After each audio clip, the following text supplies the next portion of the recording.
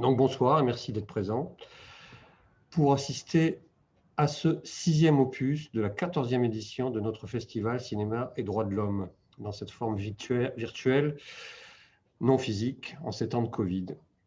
C'est-à-dire qu'au lieu d'être en salle comme les 13 années précédentes, nous proposons le visionnage des films en VOD, suivi en fin de semaine, le samedi, par ce débat en non présentiel sur Zoom. Notre festival toulousain et plus généralement en Midi-Pyrénées est organisé depuis 14 années par un collectif qui réunit Amnesty International, le CCAFD Terre Solidaire, l'École des droits de l'homme, Médecins sans frontières, Médecins du monde et les Amis du monde diplomatique, évidemment pour la plupart de ces entités dans leur version locale, enfin ou régionale en tout cas. Je représente ce soir Médecins du monde. Notre but, c'est évidemment la présentation de films dédiés à la défense et à la promotion des droits humains dans leurs différents aspects. Nous cherchons à sensibiliser, à informer les gens et à échanger avec des personnes expertes, comme on dit, quant au sujet traité. On ne pourra pas passer cette année tous les films qu'on avait prévus, mais on a vu ça avec notre partenaire, la plateforme des Mutins de Pangée, qui nous a aidé à choisir ceux qu'il pouvait proposer parmi le programme que nous avions préparé. Ce soir, nous allons donc organiser un échange à propos des blessures de guerre en nous appuyant sur 2 documents que, je l'espère, vous avez pu visionner, les personnes présentes, sur la plateforme. D'une part, le film Gaza, un ballon, une jambe, du réalisateur Patrice Forget, et d'autre part, un film intitulé Syrie, Irak, Yémen, une deuxième vie, porté par Médecins sans frontières et Al Jazeera. Pour nous aider à débattre, nous avons l'honneur de recevoir Patrice Forget, réalisateur du film sur Gaza, et Patrick Erard de MSF, que je vais vous demander tous les deux de vous présenter rapidement, enfin très rapidement, qui commence. Patrick, puisque tu étais là le premier sur ce Zoom. Patrick, est-ce que tu peux rapidement te présenter ? Oui, bien sûr. Donc, je suis Patrick Erard, je suis chirurgien, je suis orthopédiste. Je suis le responsable des missions traumato pour MSF France. Je connais particulièrement donc ces zones puisqu'on a une mission MSF à Gaza, une mission de reconstruction donc de reconstruction pure, donc sur des blessés en particulier d'Irak, de Syrie et du Yémen. Une mission à Aden et des missions sur le nord de la Syrie, essentiellement pour de la brûlure. Je suis également consultant pour l'OMS et chairman pour tout ce qui est désastre pour la Société internationale de chirurgie orthopédique. Voilà. Patrice, pardon. Oui, je suis Patrice Forget, je suis réalisateur depuis déjà 30 ans. Je produis des films documentaires. J'ai fait quelques films sur les droits de l'homme, en particulier Le portrait de l'abbé Grégoire, et puis un autre film qui s'intéressait aussi à Émile Gallet, le chef de file de l'Art Nouveau à Nancy, qui s'était engagé à travers ses œuvres. Et puis, pour différentes raisons, je me suis mis sur les footballeurs amputés de Gaza. On aura l'occasion peut-être de parler de l'origine, pourquoi je me suis intéressé à ce sujet-là. Et j'ai fait ce film et voilà. Ok, donc ces 2 documents présentent des personnes atteintes par des blessures de guerre dans ces conflits du Moyen-Orient qui sont tous assez irrespirables et qui semblent sans issue. De nombreuses personnes civiles, en particulier, sont mutilées, défigurées, etc. Souvent des enfants, des jeunes gens, par des balles explosives, des mines, des bombardements de logements civils, etc. La liste est longue. Nous, les humanitaires, nous avons souvent fait campagne pour la protection des populations civiles. Je me souviens en particulier de celle du CICR intitulée « Même la guerre a des limites » dans les années 90, mais rien ne change. Et le droit international humanitaire reste souvent assez ignoré. Les 2 films parlent en fait de l'après-blessure, de la deuxième vie, comme c'est bien dit dans l'un des documents, de la deuxième vie des personnes atteintes, l'un en abordant plutôt le sujet des soins physiques et psychiques et de la réhabilitation, et l'autre en s'intéressant à quelque chose de la résilience à travers le sport en particulier.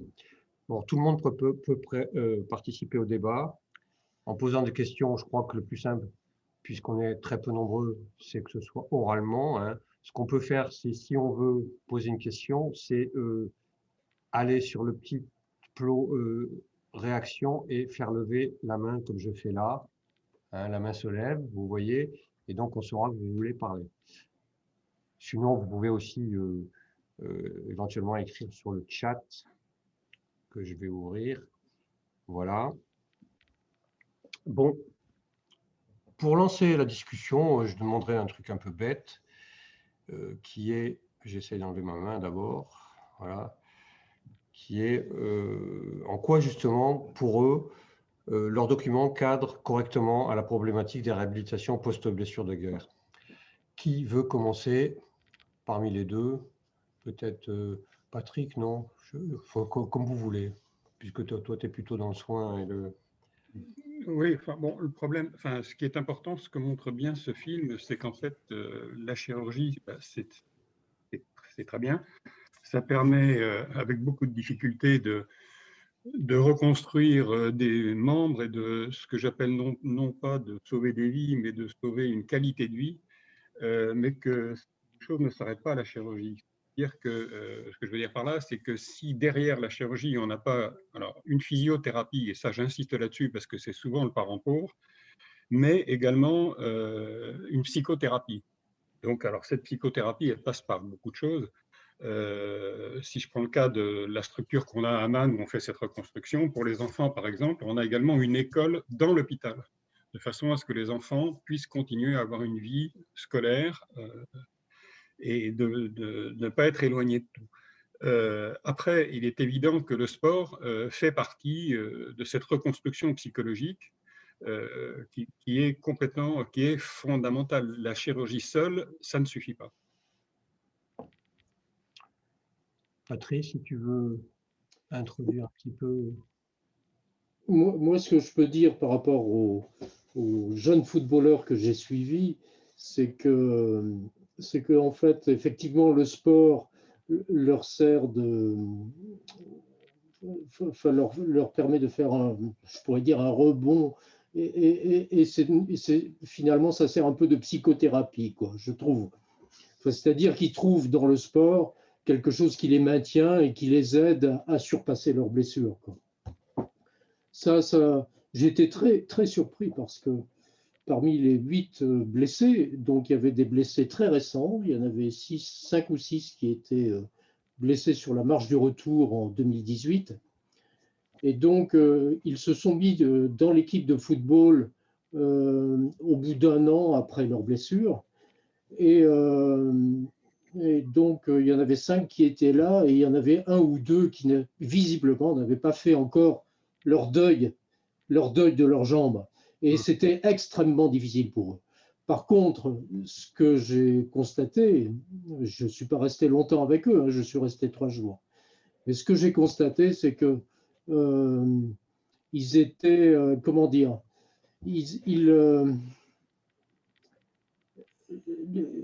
le fait de faire du sport ensemble, ça faisait une espèce d'émulation. Et l'émulation était renforcée par le fait qu'ils avaient une cause à défendre, celle de la Palestine, quoi. Et je crois que ça, c'était très fort. Et ça leur aidait à surmonter le handicap qui venait de leur arriver, quoi. Ok, très bien. Est-ce que quelqu'un veut déjà poser une question? Et si personne ne veut, j'ai déjà une petite question, moi, c'est que à la lumière de ce que vous dites et quand on voit les films, on a quand même l'impression qu'il y a beaucoup d'enfants et de jeunes gens qui sont atteints. Est-ce que c'est une idée, enfin, est-ce que la proportion est normale ou est-ce qu'il y a aussi des adultes, des personnes âgées, enfin, etc., qui sont atteints dans ces affaires, dans ces conflits bizarroïdes, enfin meurtriers? En ce qui concerne Gaza, c'est surtout des jeunes, hein, puisque tous ceux qui ont participé en particulier à la marche du retour, c'est des jeunes et les Israéliens les ont essentiellement tirés aux jambes. Ils les ont tirés de très loin, hein. Pratiquement tous ceux qui étaient atteints, c'était des dire, à longue portée et avec en plus des balles, alors ça on pourra peut-être en parler. Il y a une polémique un peu là-dessus, les Israéliens garantissant qu'ils ont utilisé des balles entre guillemets conventionnelles.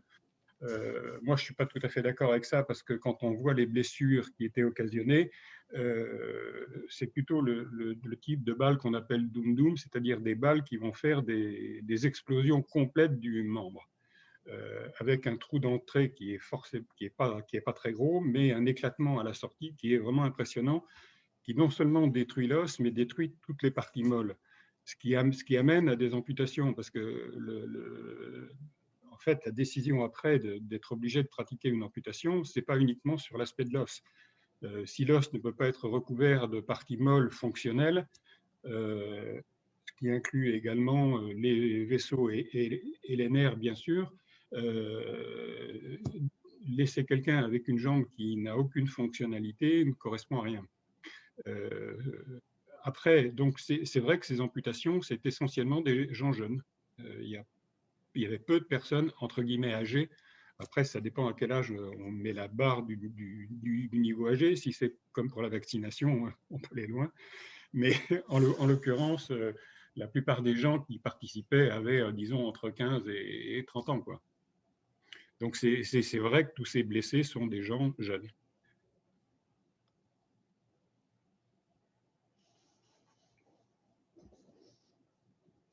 Oui, je confirme, hein. Effectivement, dans l'équipe de foot que j'ai suivie, il y en avait 2 ou 3 qui avaient eu des blessures il y a 10 ou 15 ans lorsque l'armée israélienne avait bombardé la ville de Gaza. Mais les 5 autres personnes, c'était des jeunes qui étaient allés sur la marche du retour, quoi. Et qui étaient allés de leur propre initiative, pas forcément pour des convictions, je dirais, politiques, mais qui sont allés avec leurs amis, etc., dans une espèce d'euphorie de vouloir prouver qu'ils étaient là présents, quoi. Enfin bon, effectivement, ils ont pris des balles. Je ne crois pas que ce soit des balles conventionnelles. On avait eu le même problème sur la guerre précédente en 2014, où les Israéliens avaient utilisé le phosphore et où Ouais. ça a toujours été nié, alors que moi je l'ai vu de mes yeux vus, hein, c'était bien du phosphore. Ça, je pense que c'est un peu le même problème. D'ailleurs, si je peux poser une question peut-être un tout petit peu technique à propos de ces balles explosives, on lit quand même qu'il y a beaucoup d'infections après ces blessures. Est-ce que c'est dû au délabrement déterminé par l'explosion ou est-ce qu'il y a effectivement une potentialité infectieuse dans ces armes, dans ces munitions, je veux dire? Non, non. Le potentiel infectieux, il vient, enfin, les séquelles infectieuses ou les suites infectieuses viennent du fait de la première chirurgie qui est faite derrière. Ah oui. Si la première chirurgie qui est faite derrière est complète, c'est-à-dire qu'il y a une excision totale de tous les tissus qui ont été contus, dévitalisés, etc., il n'y aura pas d'infection ou pratiquement pas d'infection derrière. Si par contre cette première intervention n'est pas faite ou mal faite, et on comprend très bien qu'elle puisse être mal faite quand il y a un afflux de patients, comme ça a été le cas sur certaines journées où on s'est retrouvé avec 100 à 120 plaies par balle dans la journée, on comprend bien que les chirurgiens locaux n'ont pas pu faire face à une excision correcte dans les normes de ce qui devrait être fait sur un nombre aussi important en une seule journée. Donc, par contre, là où on peut éventuellement discuter, c'est que ces interventions auraient dû être faites éventuellement le lendemain ou le surlendemain. Ça c'est une autre problématique, mais c'est tout aussi une conception de la façon dont les soins sont faits localement. C'est-à-dire que un des problèmes, mais ce n'est pas uniquement Gaza, c'est un peu dans beaucoup de pays hors Union européenne ou États-Unis, ou enfin pays entre guillemets western, où quand un chirurgien prend en charge un patient, c'est lui qui va être responsable de ce patient, un petit peu jusqu'au bout. Malheureusement, ce qu'on voit au Moyen-Orient et en Afrique, et ça pour moi c'est un vrai problème, c'est-à-dire que le chirurgien qui a fait la première intervention, le plus souvent n'est pas celui qui va faire la seconde ou la troisième, et qui n'est pas celui qui va assurer le suivi.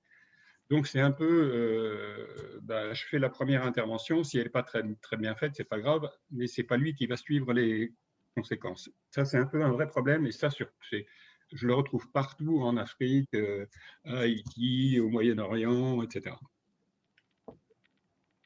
Mais c'est un autre débat.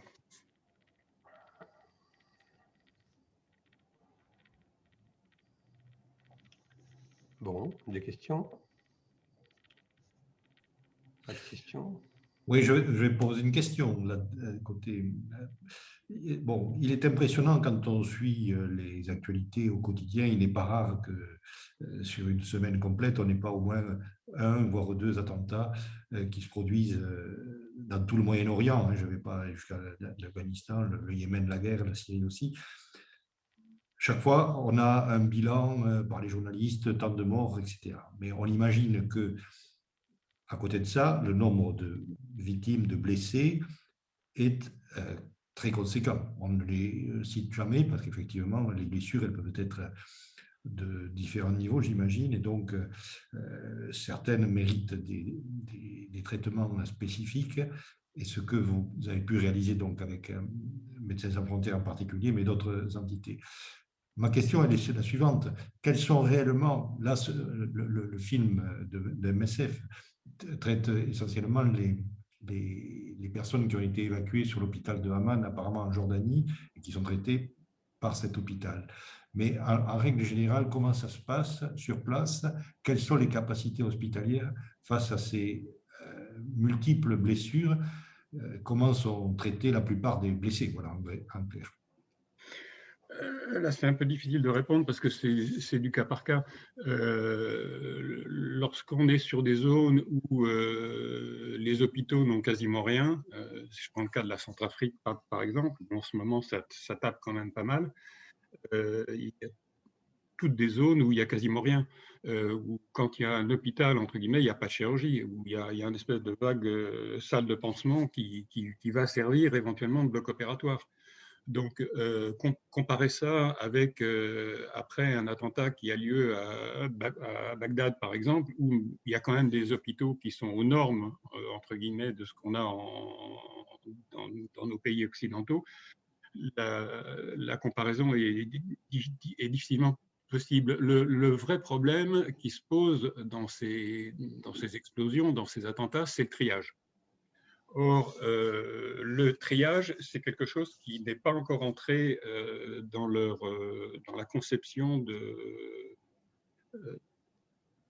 leur traitement des patients. Et il y a quelques films qui circulent. Bon, moi, j'en ai un en particulier, mais je ne suis pas sûr que je puisse le montrer parce qu'après, il y a des gens qu'on peut reconnaître éventuellement dessus, donc c'est du film un peu confidentiel, mais c'est absolument hallucinant. C'est un film que je montre quand j'explique ce que c'est le triage à des collègues en petit comité, mais on voit à quel point c'est catastrophique et qu'il n'y a absolument aucune hiérarchisation des blessures. Ça va même au-delà, c'est-à-dire que lorsqu'on a par exemple le fils du cheikh local qui a une plaie au petit doigt, on va le faire passer devant l'urgence absolue qui n'est qu'un le kidam. Enfin voilà. Donc c'est extrêmement compliqué. Mais pour moi, là où essentiellement il y aurait un gros progrès à faire, c'est ce qu'on essaye nous progressivement de mettre en place partout où on va en tout cas.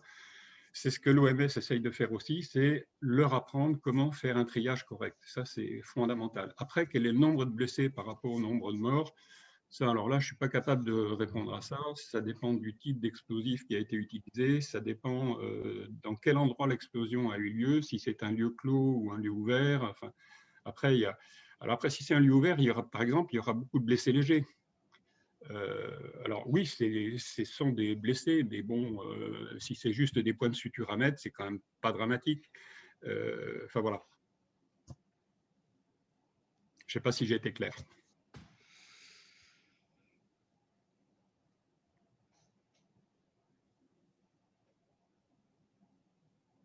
J'ai pas l'impression.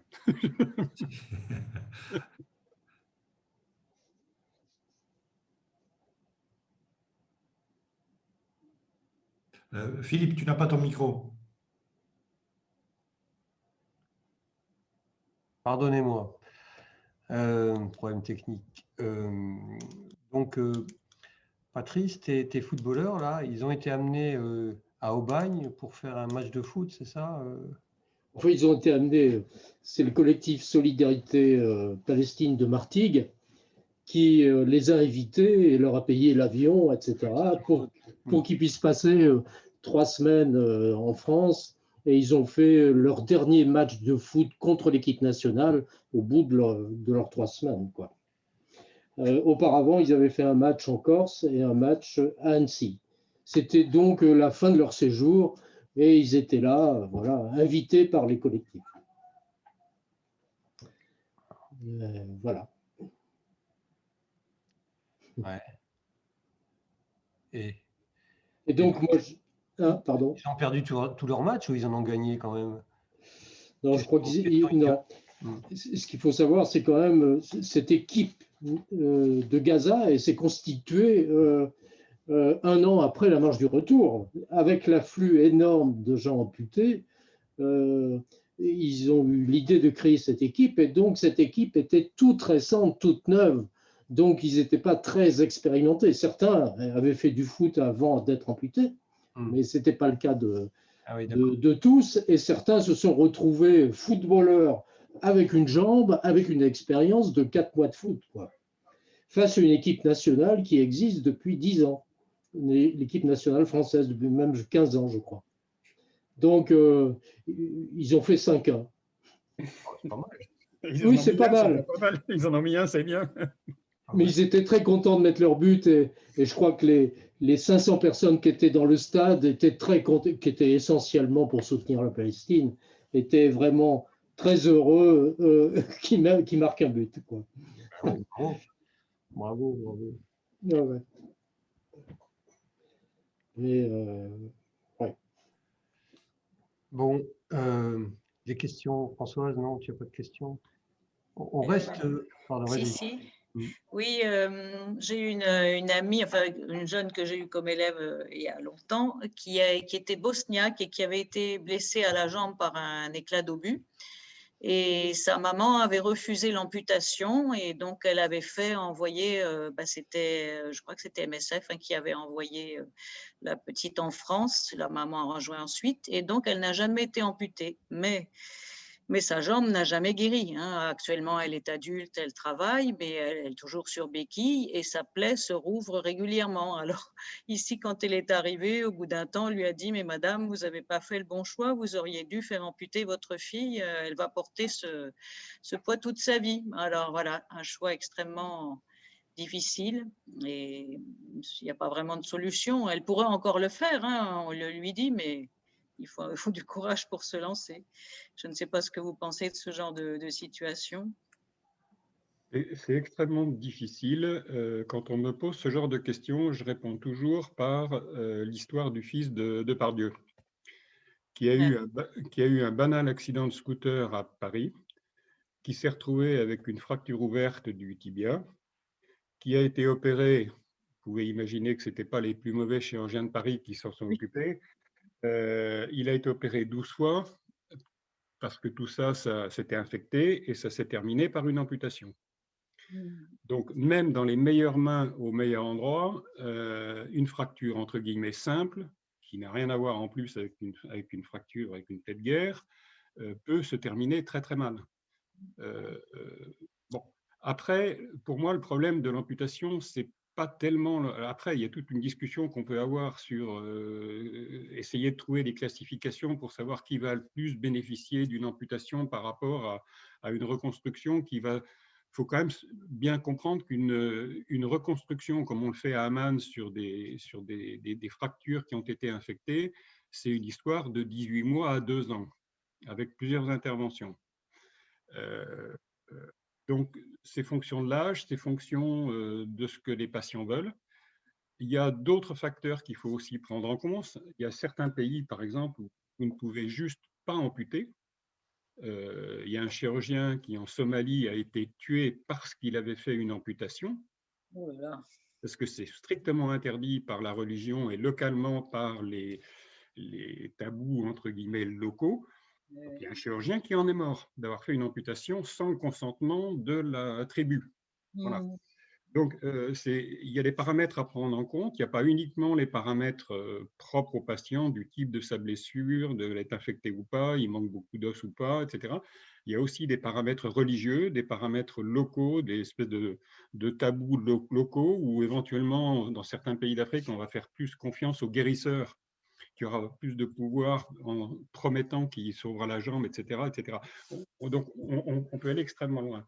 Après, il y a des tas d'études qui ont été faites et où, en fait, les données sont quand même très, très difficiles à interpréter parce que si vous êtes amputé en France ou aux États-Unis, on va vous mettre une prothèse qui va aller parfaitement, qui va vous permettre de faire à peu près ce que vous voulez. Et cette prothèse, quand elle va poser un problème, on va vous la changer au bout de 2, 3, 4 ans ou tous les 2, 3, 4 ans s'il faut. Si vous êtes à Haïti ou au fin fond de l'Afrique, cette prothèse, si vous avez de la chance, vous allez en avoir une. Au bout de 2 ou 3 ans, elle ne tiendra plus ou mal et personne ne sera là pour vous la changer. Donc, il faut bien mettre en balance à chaque fois quel est l'intérêt du patient, aussi bien sur le court terme que sur le long terme. Oui, il y a des raisons culturelles très importantes. Moi, j'ai le souvenir personnel, c'est pas une histoire chirurgicale, mais plutôt médicale, en Centrafrique, justement, dont tu parlais tout à l'heure, d'une vieille dame qui avait une ischémie aiguë d'un membre, et la famille a absolument refusé qu'elle soit amputée. Et donc, elle est morte dans mon service, dans d'affreuses douleurs. Enfin, c'était épouvantable, cette histoire. Hein, oui, mais on peut pas aller contre. Une ischémie aiguë. La volonté. Oui. Et pourtant, c'était des gens évolués, donc c'était vraiment étonnant. Oui, bien sûr. Oui. Mais ça, je n'amputerai personnellement jamais contre son avis. Oui, tout à fait. C'est pas possible.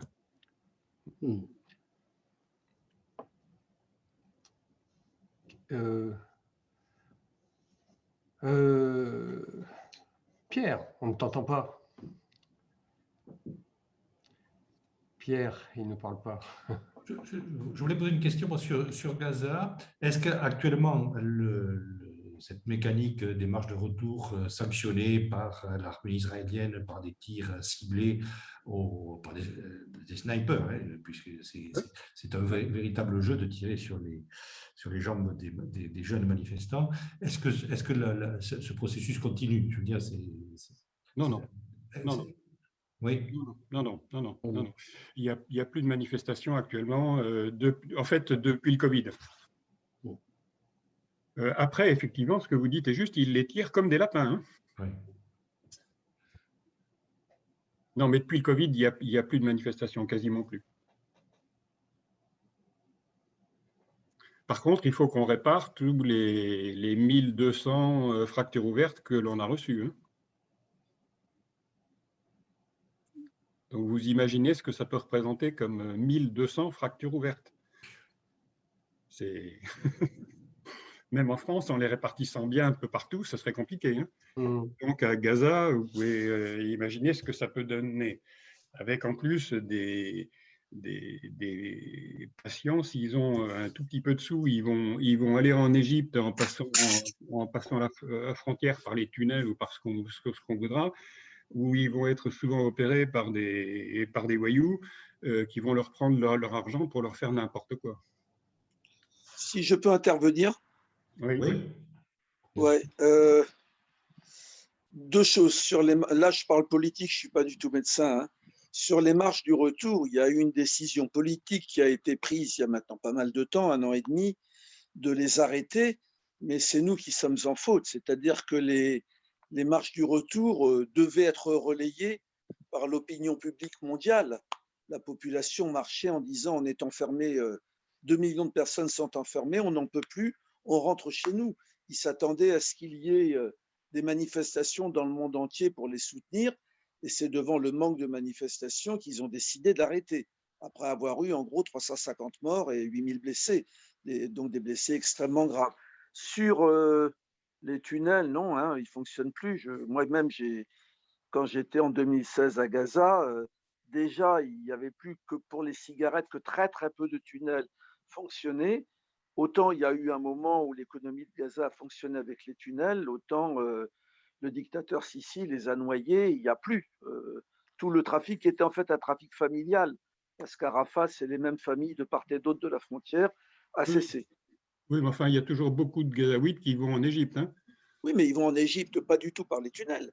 Oui, Et enfin, par là, oui. maintenant, depuis 15 jours, la frontière est ouverte et il y a beaucoup plus de gens parce qu'il y a une queue pour passer la frontière. Oui, Parfois, oui. il faut attendre plusieurs mois et maintenant, il y a une très nette accélération de la possibilité d'entrer ou de sortir par Rafah, ce qui est relativement nouveau. Ouais. Enfin, les cigarettes continuent toujours à bien rentrer par les Ben, les hélas, tunnels oui, ou leur équivalent. ce que les Israéliens ne font pas en les tuant à l'arme à feu, c'est la cigarette qui le fait. On essaie de l'expliquer à tous nos amis palestiniens, mais ils sont mal convaincus. C'est un combat perdu, ça. Tout à fait. Bon, c'est compréhensible. Bah, bien sûr. Ouais. Bon, ceci dit, ça pose la question de ces blessures de guerre qui perdurent malgré les atrocités. Enfin, il y a eu plusieurs documents là-dessus. Récemment, cette semaine, je crois, il y a un document épouvantable sur la guerre de 14 qui est passé à la télé. Il y a quand même des choses tout à fait célèbres comme Johnny Got His Gun ou le prix Goncourt, là, Revoir là-haut, enfin tout ça, et on n'arrive absolument pas à arrêter comment dire, ces armes dégueulasses, quoi. C'est vraiment dégueulasse. Je sais pas comment dire. C'est décourageant. Les vieux humanitaires, parfois, on est un peu. Voilà. Je voulais dire que sur Gaza, c'est un terrain d'expérimentation pour les armes nouvelles. Oui, probablement. Ce que les Israéliens font à Gaza leur permet de vendre les armes en disant, vous voyez, ça a servi et c'est efficace. Absolument. Mais aussi, et les Américains leur en donnent pour les tester aussi. Hein. Ouais. Et pas les Français? Ah, ça, je ne sais pas. En tout cas, je sais pour le Yémen, mais je ne sais pas pour Gaza.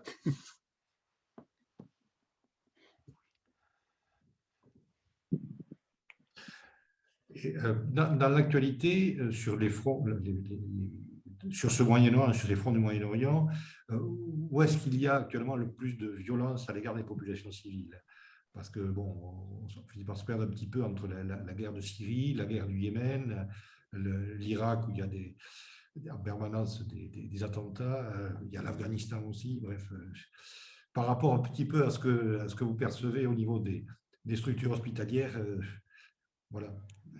Sur les populations civiles, en fonction des missions qu'on peut avoir nous, moi je dirais qu'en premier, les Syriens, les Kurdes, après le Nord-Yémen, enfin ou Sud-Yémen comme on veut, et puis Gaza.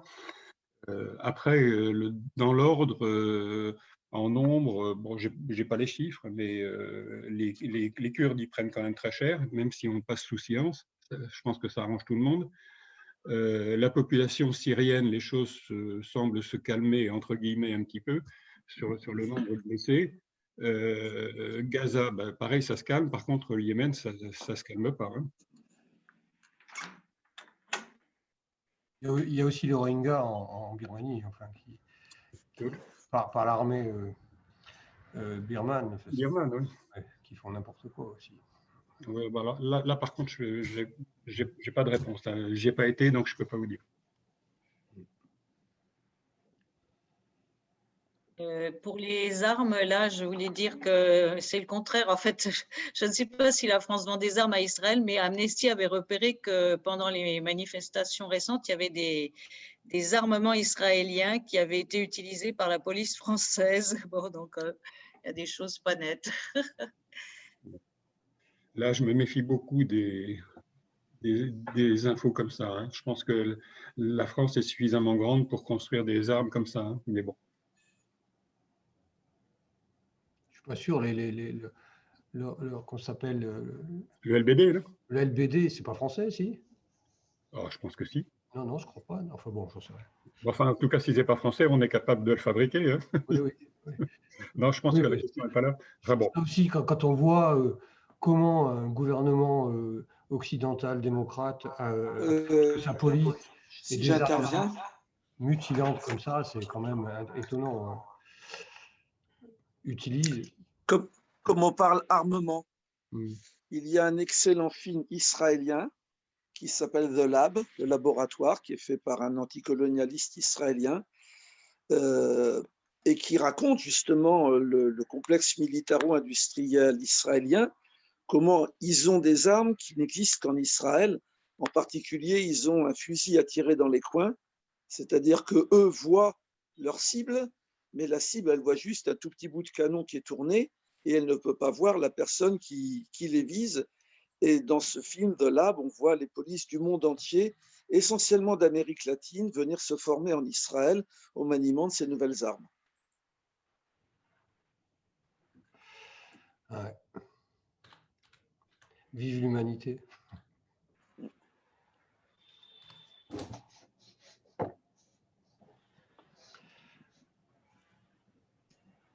Bon.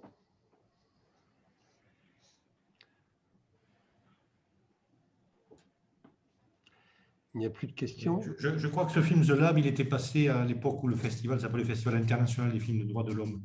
Je crois qu'on l'avait passé même à Toulouse. Effectivement, il était assez révélateur de la haute technicité des industries d'armement israéliennes qui se vendent à travers le monde. C'est bien connu. Mais les nôtres aussi, on n'est pas les derniers, c'est clair.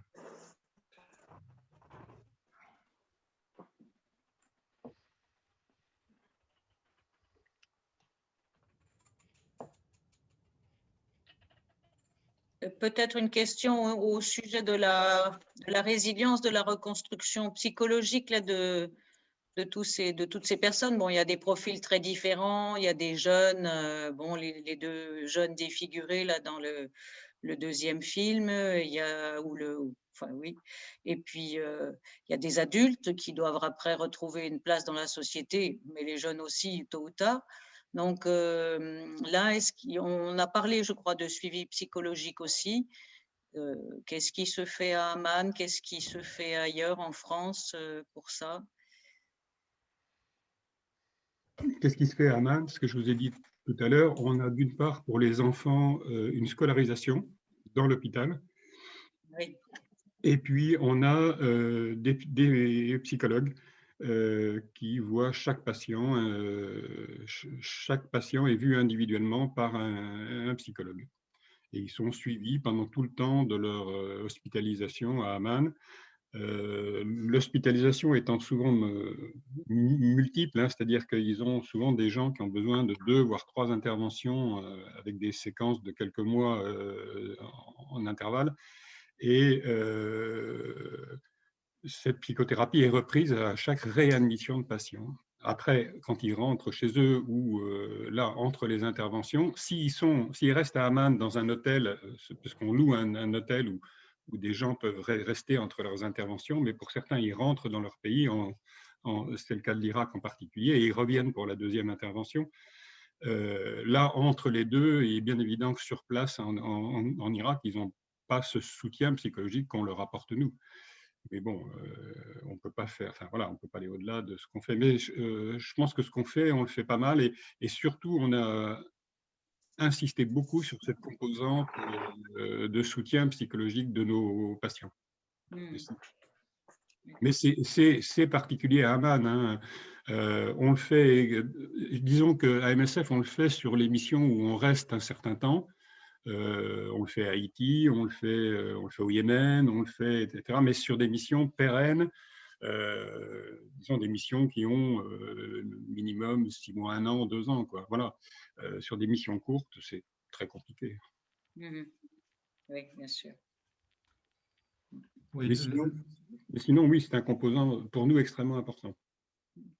Le film de MSF s'appelle Une deuxième vie parce qu'effectivement, c'est une telle rupture dans l'existence pour beaucoup que certains envisagent une deuxième vie. C'est le cas du jeune Syrien là, qui exprime le fait qu'il ne veut pas voir ses photos d'avant sa première vie. C'est assez fort comme témoignage. Et puis il y a ce monsieur qui a perdu ses jambes, je crois qu'il est yéménite, non, je ne sais plus, peu importe, qui lui envisage d'émigrer au Canada. Est-ce que cet aspect immigration, est-ce qu'il y a des gens qui arrivent à partir de leur situation, à partir, à être acceptés ailleurs? Je ne sais pas, je pose la question. Ça, je ne sais pas.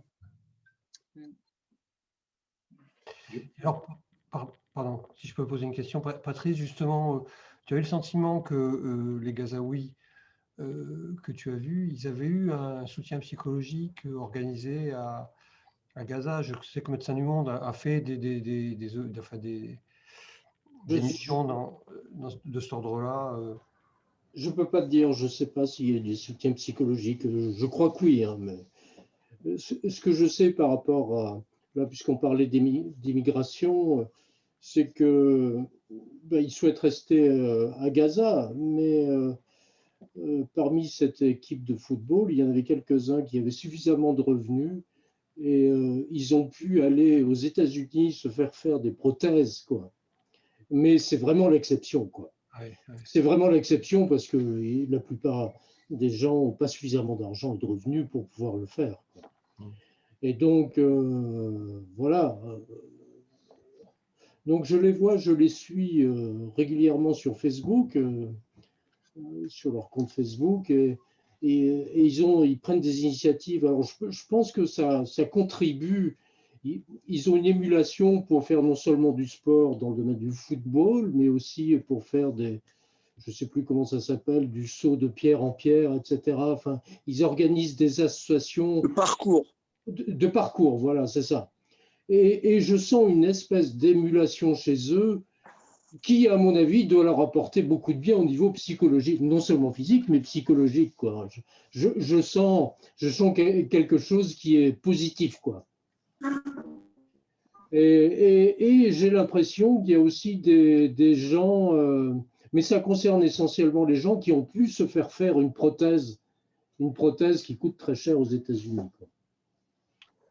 Pourtant, il y a quand même une ONG française, Handicap, internationale, qui est très très compétente et qui est capable de faire des choses merveilleuses dans n'importe quel coin du monde. Et ils ne sont pas à Gaza. Je ne peux pas dire, je ne sais pas. Je sais pas. Alors, ce n'est pas Handicap, mais par contre, il y a d'autres ONG qui sont à Gaza et qui font de la prothèse. Parce que nous, on fait appareiller nos amputés à Gaza.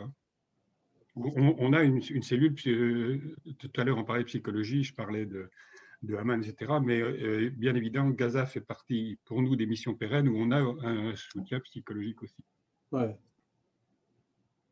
Alors, il est évident que la qualité des prothèses qui sont faites à Gaza par des ONG ou par l'OMS d'ailleurs aussi, c'est pas la qualité des prothèses que les gens vont avoir aux États-Unis ou en France.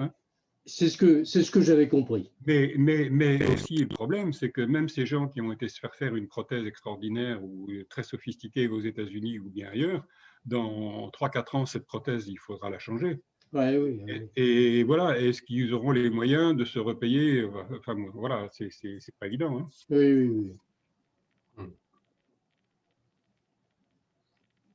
Effectivement, je ne sais plus, j'avais vu une vidéo, effectivement, il y avait un artisanat de fabrication de prothèses, quoi. Oui.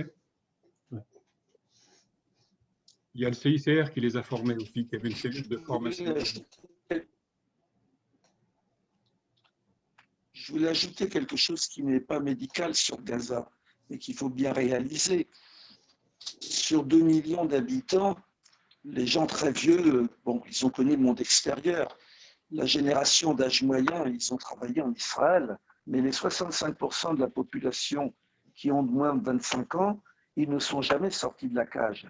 Et quand on leur en parle, ils ont tous l'envie, le besoin de connaître le monde extérieur, certains pour partir définitivement, d'autres pour revenir. Après, la principale raison pour laquelle les Gazaouis ne sortent pas, c'est qu'ils n'ont pas de visa, ni pour les États-Unis, ni pour l'Europe, ni pour nulle part. C'est-à-dire que même pour arriver en Égypte déjà, il leur faut un visa pour aller plus loin et c'est refusé à tout le monde. Donc, les amputés l'ont eu de façon exceptionnelle, mais l'écrasante majorité de la population, y compris les malades, ne jamais un visa pour aller se faire soigner ailleurs. Pierre, on t'entend plus bien là, hein, Pierre.